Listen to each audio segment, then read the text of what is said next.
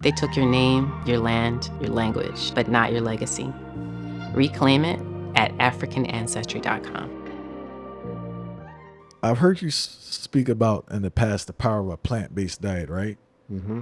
How has that shift impacted your physical health, mental clarity, and ability to do the work you do? I stopped eating meat and chicken on October the 12th, 1975. 75? 1975, be 50 years. How did you get that revelation? 1975? Well, look, I started listening to Dick Gregory. Dick Gregory was advocating a healthy diet. I read a book called Back to Eden by Jeffro Hulse. And I remember reading that book. He talked about the fact that cooking meat at high temperatures releases carcinogens within the meat and could cause death. And that was in 74. That was in 74 when I read the book. And I remember watching the evening news and heard either Walter Cronkite or Dan Rather discuss a new scientific report that says cooking meat at high temperatures releases carcinogens that can trigger cancer. And the book that I was reading was written 40 years earlier. So I realized there's value in this book. So I read that book. Dick Gregory had another book called Cooking with Mother Nature. And upon reading that book and then finding myself hanging out with people who were vegetarian, I saw another path that was a reasonable path for me to follow. So I began slowly weaning flesh out of my diet and then chose October the 12th as my date to officially give it up because October the 12th is Columbus Day. So in my mind's eye, then I was going to flip the script. And on the day that Columbus discovered America, I was going to discover my real self. I was going to discover health. So that's why I chose that date. Before you continue, how did your peers respond, and also what was access like during that time? Oh, well, look, it wasn't so much my peers because I just graduated from college the year before, and I was hanging out with people who were vegetarian.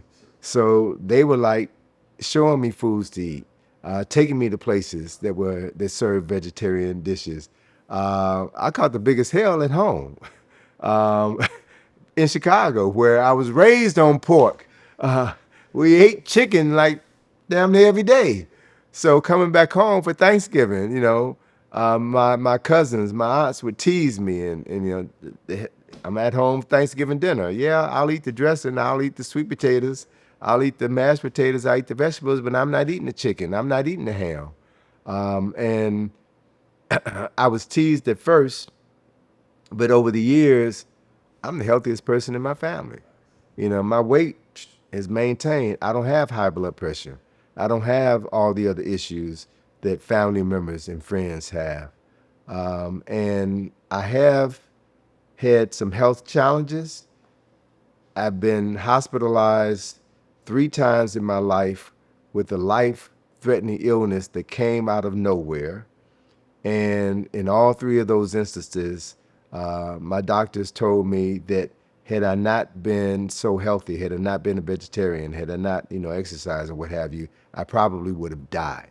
So I got confirmation that my choices in diet saved my life. What I also come to understand as a result of my last health challenge is that those health challenges have come at 17-year intervals, right?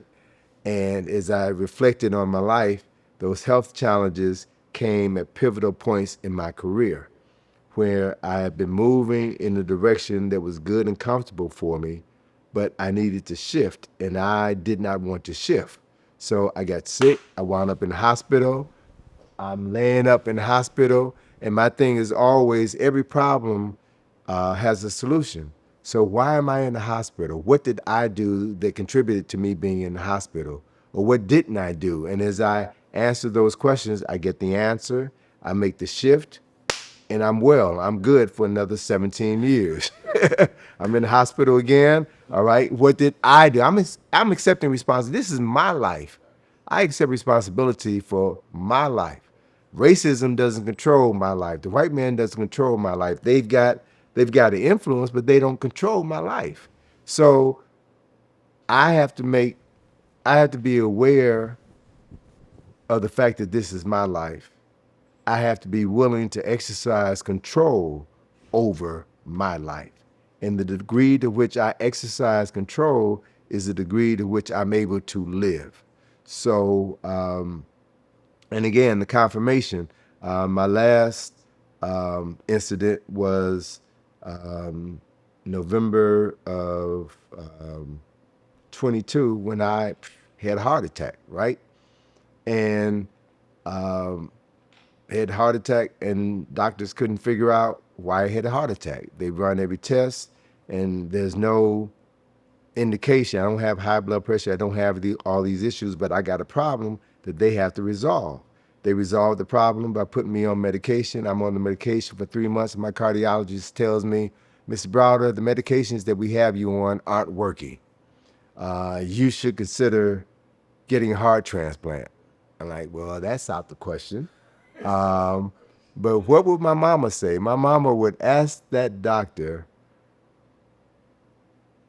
what could have been the impact of me spending so much time digging in 2,700-year-old tombs? Could I have picked up, a virus, a bacteria that caused this problem with my heart? The doctor said, I hadn't thought about that before. Let me refer you to an infectious disease specialist. She saw me, took my blood, damn near drained my blood, ran some tests, and came back with the diagnosis for brucellosis.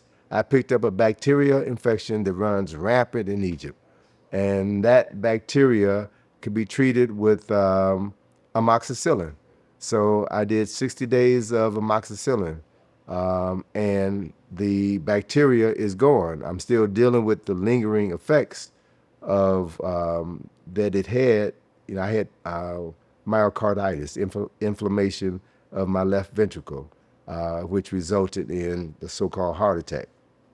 But by going through that process, I realized that what I needed to cut out of my life was the work that I was doing in Egypt, the Asa Restoration Project.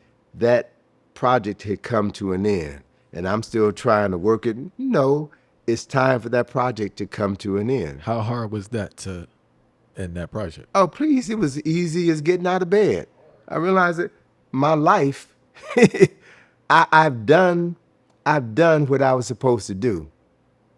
I fulfilled that part of my assignment. There's another assignment waiting for me. So I've got to know when to close the chapter on that life.